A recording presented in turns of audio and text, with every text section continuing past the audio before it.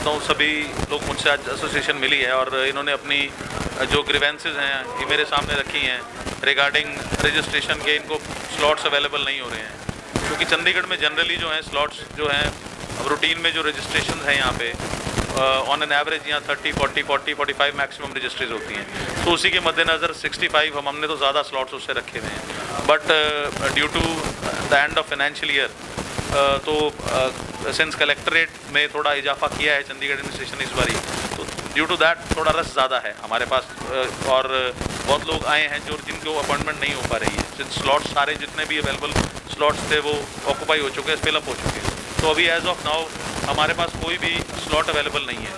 तो इनकी ग्रीवेंसीज हैं कि स्लॉट्स जो हैं ओपन कर दिए हैं, जिसके रिगार्डिंग पीछे डीसी साहब से हमारी मीटिंग हुई थी और इस issue is escalated already.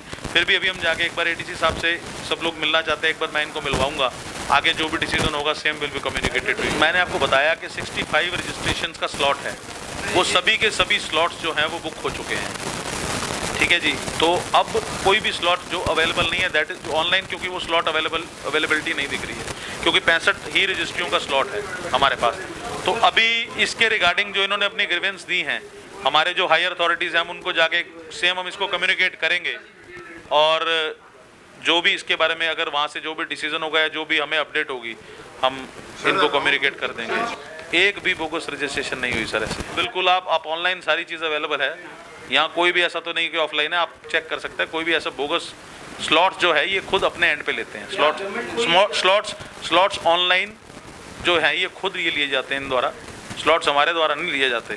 Slots ये खुद लेके आते हैं और इन्होंने ही जो स्लॉट्स बुक कर रखे हैं। जिनके जो स्लॉट्स हैं, जिनके अवेलेबल जितने स्लॉट्स अवेलेबल थे उनको मिल गए, जिनके अवेलेबल स्लॉट्स थे वो आकर रजिस्ट्रेशन करा रहे हैं। हम सबके रजिस्ट्रीज कर रहे हैं। हमारे को we do not believe in pick and choose. सबके रजिस्ट्रेशन जो है एज पर लॉ करी जा रही है। सर मैंने वही आपको बोला कि अब रिक्वेस्ट हम करेंगे, अब जो भी आगे से डिसीजन होगा वो आपको कम्युनिकेट कर दिया जाएगा। उन्होंने कुछ नहीं कहा है जी, हमने तो ये कहा था कि ये स्लॉट्स हैं इनको बढ़ा देना चाहिए, क्योंकि 5 दिन से प्रेशर बहुत चल रहा है।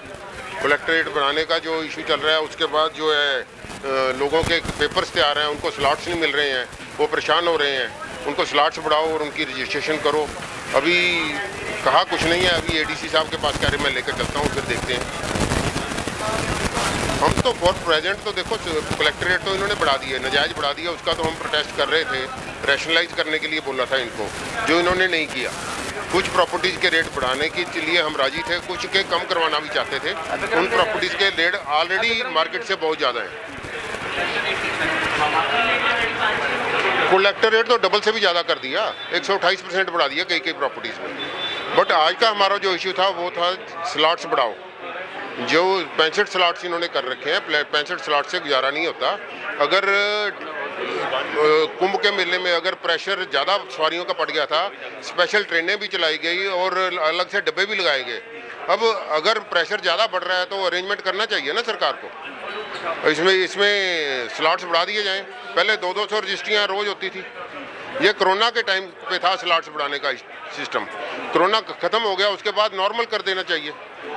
अब लोग परेशान हो रहे हैं, लोग बाहर से आके बैठे हैं, कोई बीमार है, कोई कुछ है, सभी परेशान हो रहे हैं, किसी की रजिस्ट्री नहीं हो रही है। और दी टाइमिंग ऑफलाइन कर देना चाहिए। अगर 5 दिन के लिए ऑफलाइन कर देंगे, बाद में ऑनलाइन चढ़ा लें, उसमें क्या प्रॉब्लम हो जाएगी।